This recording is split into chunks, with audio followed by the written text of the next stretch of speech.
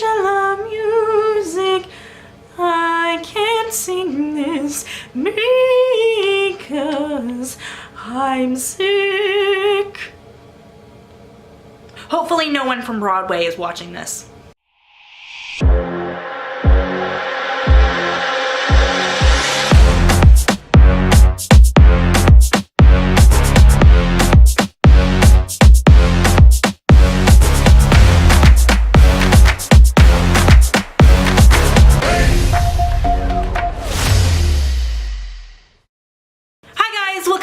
Channel. Today I'm going to be sharing with you guys my top 7 favorite musicals. I love being in plays, I love singing in musicals, I love watching movies and all that theater goodness.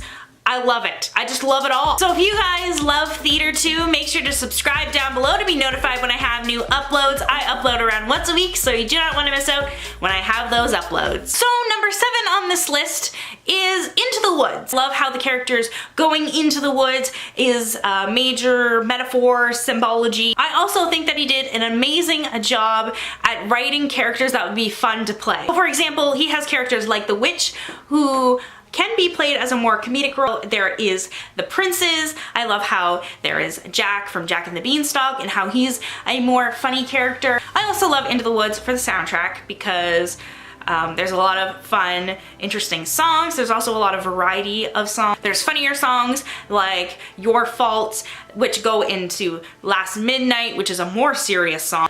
The Producers, I haven't seen it too many times, but it's one of those shows that, you know, when you're just like chilling at a bus stop or, you know, waiting somewhere and you're just like, oh my god, I never realized that about that play before. That's genius. That's basically how I feel about The Producers. When I watched it, I was around 16 years old and it happened to be on TV. I thought it was hilarious. And then when I actually went to university, I actually studied business. And that whole scene where he's like, I wanna be a producer. And his boss is all like, you are only a PA, a public accountant, and I'm a CPA, a certified public accountant. Now that makes me crack up because I'm a business student and that's hilarious. I'm sorry, that's a hilarious line. Springtime for Hitler?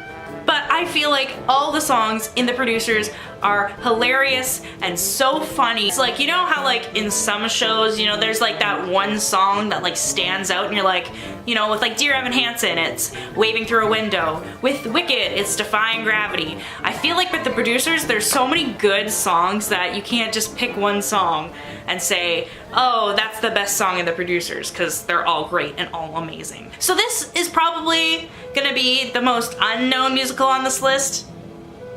Okay, maybe not. This is gonna be tied for unknownness with the next musical after this I'm gonna be talking about.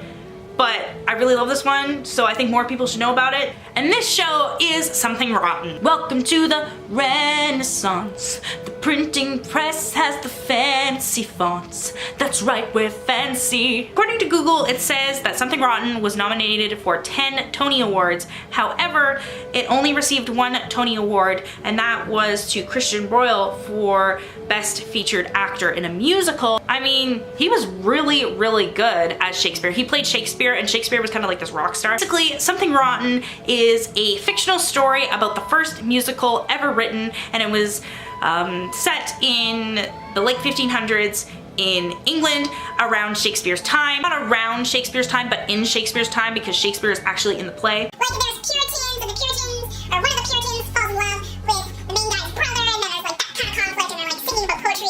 And there's literally a scene where they're doing Black Death, the musical. Not only is it hilarious, it's educational, it includes amazing songs such as God I Hate Shakespeare, It's Hard to Be the Bard, and some emotional songs like To Thine Self Be True. Anyways, I love Something Rotten because it's hilarious, it's just great. It's just a great show. The next musical is a really obscure musical, but it is hilarious if you guys decide to watch it, and that is Dance of the Vampires. I'm not going to attempt to pronounce its actual name in German because I do not speak German. And I'm not even going to attempt saying I can't speak German in German. That's how little German I know.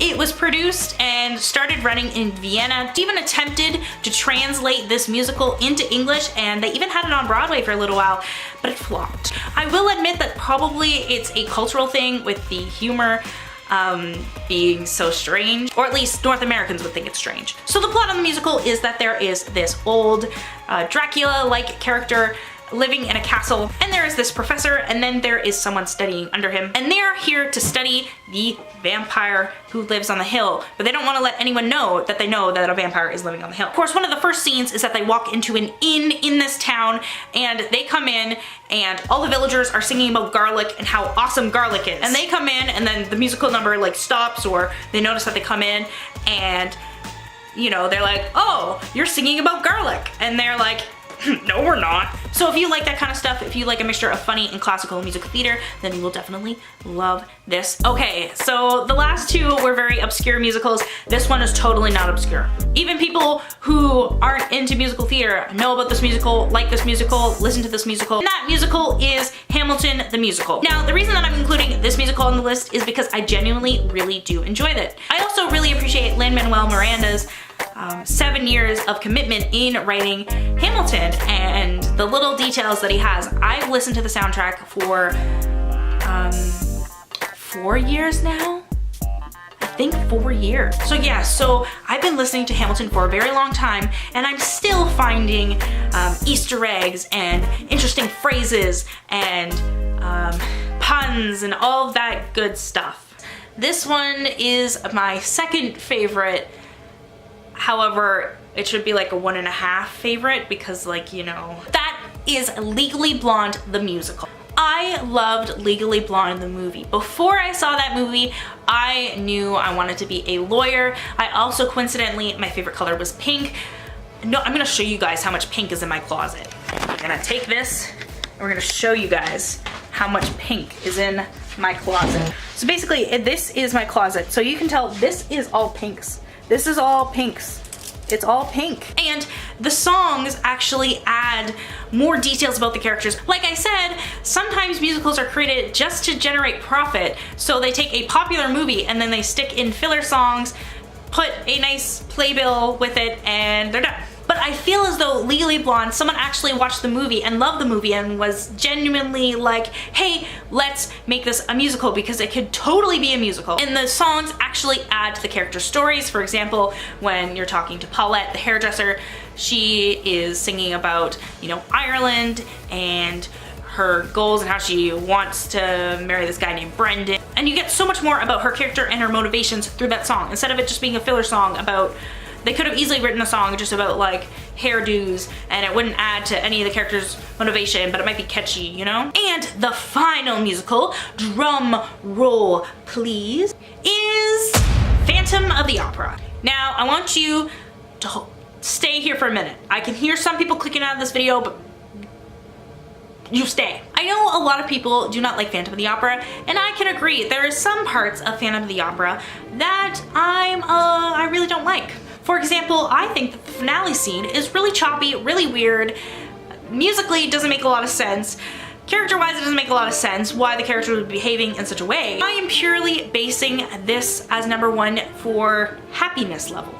Or as an economics student, I would say utility or utility level, because utility is basically a unit of happiness. And I mentioned this in my Broadway Dream Rolls video. You can go watch it up here. It was one of my first videos though, so quality's a little But the amount of characters that would be so fun to play definitely gets me 1 point. 2, I really love the music. Yes, the music is quite repetitive, but I find it really catchy and really relaxing and so fun to sing. Have you ever sang Angel of Music in the shower by yourself?